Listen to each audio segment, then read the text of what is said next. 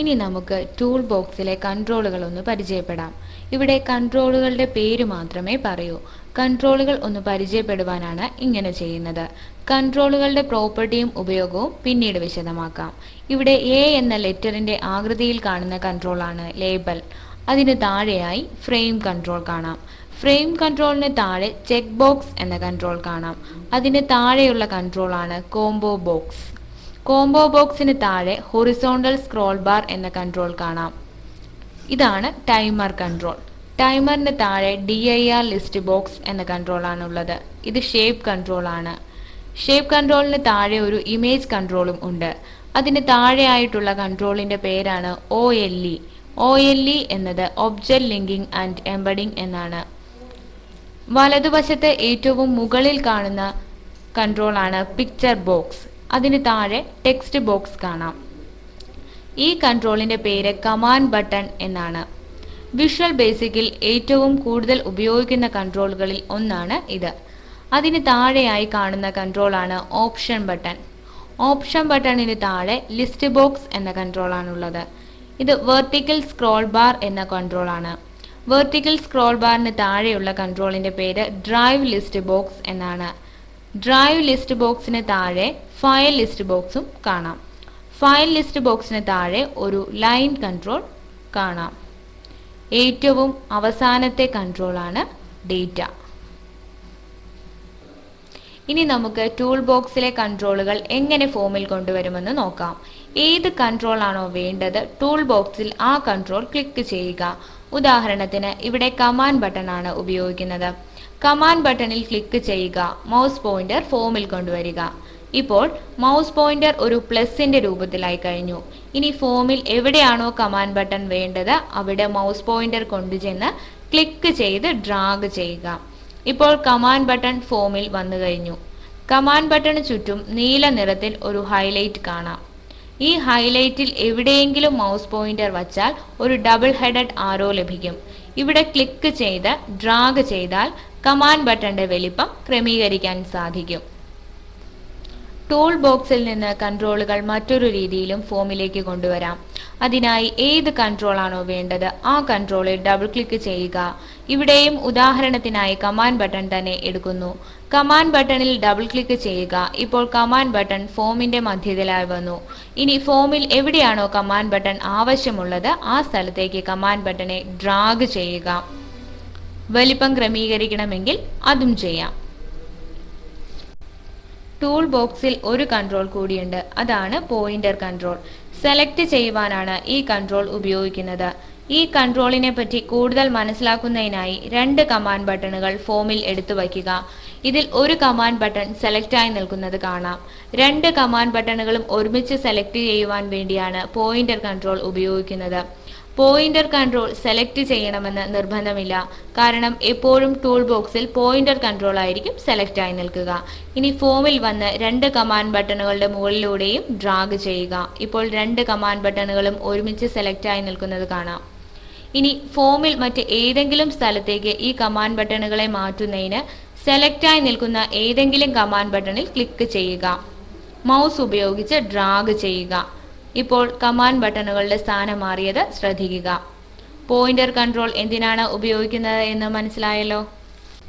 Visual ബേസിക്കിൽ ഒരു programme ചെയ്യുമ്പോൾ code നൽകുന്നത് എങ്ങനെയാണെന്ന് നോക്കാം. വിഷ്വൽ ബേസിക്കിൽ കോഡ് നൽകുന്നത് കോഡ് വിൻഡോയിലാണ്. കോഡ് വിൻഡോയിലേക്ക് പോകുന്നതിനായി വ്യൂ മെനുവിൽ നിന്ന് കോഡ് എന്ന ഓപ്ഷൻ സെലക്ട് ചെയ്യുക. ഇപ്പോൾ പ്രോജക്റ്റ് 1 ഫോം 1 കോഡ് എന്ന ടൈറ്റിലോട് കൂടിയ ഒരു വിൻഡോ കാണാം. ഇതാണ് കോഡ് വിൻഡോ. വിഷ്വൽ ബേസിക്കിൽ ഓരോ ഫോമിനും പ്രത്യേകം കോഡ് വിൻഡോയുണ്ട്. ആ ഫോമിന്റെയും ആ ഫോമിലുള്ള കൺട്രോളുകളുടെയും കോഡ് എഴുതുന്നത് ആ കോഡ് വിൻഡോയിലാണ്. തിരിച്ച് ഒബ്ജക്റ്റ് വിൻഡോയിലേക്ക് പോകുന്നതിനായി വ്യൂ മെനുവിൽ നിന്ന് ഒബ്ജക്റ്റ് എന്ന ഓപ്ഷൻ സെലക്ട് ചെയ്യുക. ഈ രണ്ട് ഓപ്ഷനുകൾ കൂടാതെ നമ്മൾക്ക് മറ്റൊരു രീതിയിലും കോഡ് വിൻഡോയും ഒബ്ജക്റ്റ് വിൻഡോയും കാണാം. ഇതിനായി പ്രോജക്റ്റ് എക്സ്പ്ലോററിൽ വരിക. ഇവിടെ 3 ബട്ടണുകൾ കാണാം. ഇതിൽ ഒന്നാമത്തെ ബട്ടൺ കോഡ് വിൻഡോ കാണാനുള്ള ബട്ടണാണ്. ഇതിൽ ക്ലിക്ക് ചെയ്താൽ കോഡ് വിൻഡോ കാണുവാൻ സാധിക്കും. രണ്ടാമത്തെ ബട്ടൺ ഒബ്ജക്റ്റ് വിൻഡോ കാണുവാനുള്ളതാണ്. ഇതിൽ ക്ലിക്ക് ചെയ്താൽ ഒബ്ജക്റ്റ് വിൻഡോ കാണുവാൻ സാധിക്കും. മൂന്നാമത്തെ ബട്ടൺ ടോഗിൾ ഫോൾഡേഴ്സ് ആണ്. ഫോം എന്ന ഫോൾഡറിലാണ് പ്രോജക്റ്റ് എക്സ്പ്ലോററിൽ ഫോമുകൾ കാണുന്നത്. ടോഗിൾ ഫോൾഡർ ബട്ടൺ ക്ലിക്ക് ചെയ്താൽ ഫോം ഫോൾഡറിനുള്ളിലാണെങ്കിൽ ഫോൾഡറിൽ നിന്ന് വെളിയിൽ വരികയും വീണ്ടും ക്ലിക്ക് ചെയ്താൽ ഫോൾഡറിനുള്ളിലാവുകയും ചെയ്യും.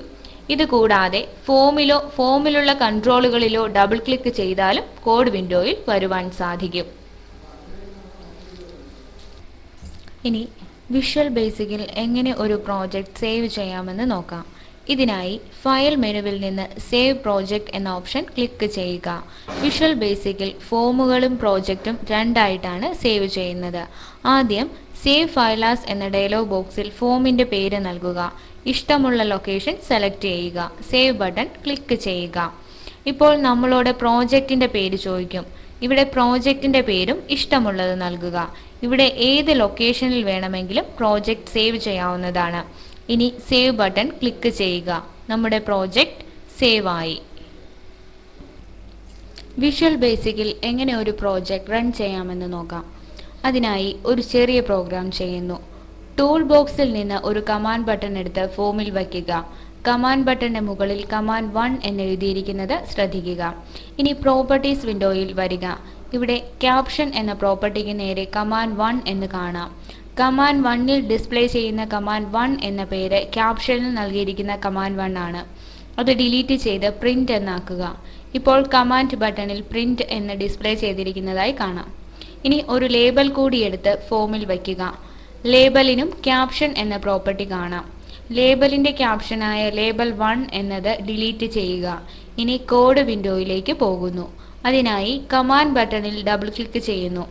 കോഡ് വിൻഡോയിൽ നൽകുന്ന കോഡ് ഇതാണ്. Label 1.caption equal hello friend. Label 1ന്റെ ക്യാപ്ഷൻ ഹലോ ഫ്രണ്ട് എന്നാക്കുകയാണ് ചെയ്തത്. ഇത് കമാൻഡ് ബട്ടന്റെ ക്ലിക്ക് എന്ന ഇവന്റിന് താഴെയായിട്ടാണ് നൽകുന്നത്. ഇവന്റ് എന്താണെന്ന് പിന്നീട് നമ്മൾ കാണും. കമാൻഡ് ബട്ടൺ ക്ലിക്ക് ചെയ്യുമ്പോൾ ലേബൽ 1ന്റെ ക്യാപ്ഷൻ ഹലോ ഫ്രണ്ട് എന്നാകും. ഇനി നമുക്ക് പ്രോജക്റ്റ് റൺ ചെയ്യാം. ഇതിനായി റൺ മെനുവിൽ നിന്ന് സ്റ്റാർട്ട് എന്ന ഓപ്ഷൻ ക്ലിക്ക് ചെയ്യുക. ഇനി പ്രിന്റ് എന്ന കമാൻഡ് ബട്ടൺ ക്ലിക്ക് ചെയ്യുക. ഇപ്പോൾ ലേബലിന്റെ ക്യാപ്ഷൻ ഹലോ ഫ്രണ്ട് എന്നായി. അത് നമുക്ക് ഫോമിൽ കാണുവാൻ സാധിക്കും. ഇനി എൻഡ് ചെയ്യുന്നതിന് റൺ മെനുവിൽ എൻഡ് എന്ന ഒരു ഓപ്ഷൻ ഉണ്ട്. അത് ക്ലിക്ക് ചെയ്യുക. റൺ മെനുവിൽ നിന്നല്ലാതെ സ്റ്റാൻഡേർഡ് ടൂൾ ബാറിൽ നിന്നും നമുക്ക് പ്രോജക്റ്റ് റൺ ചെയ്യാനും എൻഡ് ചെയ്യുവാനും സാധിക്കും. അതിനായി സ്റ്റാൻഡേർഡ് ടൂൾ ബാറിൽ ട്രയാങ്കിൾ രൂപത്തിലുള്ള ബട്ടൺ ഉണ്ട്. അതാണ് സ്റ്റാർട്ട് ചെയ്യിക്കുന്നതിനുള്ള ബട്ടൺ.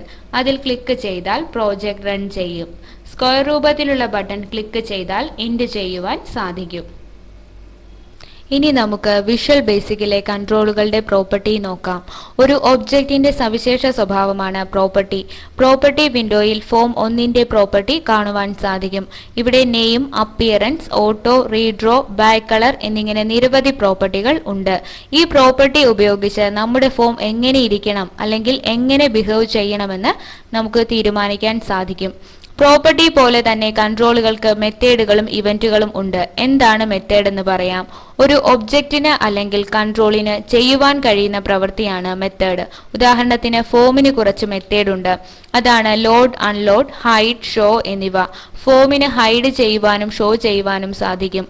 ലോഡ് ചെയ്യുവാനും അൺലോഡ് ചെയ്യുവാനും സാധിക്കും. അതായത് ഫോമിന് മെമ്മറിയിലേക്ക് വരുവാനും മെമ്മറിയിൽ നിന്ന് പോകുവാനും സാധിക്കും. ആ മെത്തേഡുകളാണ് ലോഡ്, അൺലോഡ് എന്നിവ. ഇപ്പോൾ മെത്തേഡ് എന്തെന്ന് മനസ്സിലായി കാണുമല്ലോ. ഇനി ഇവന്റ് എന്താണെന്ന് പറയാം.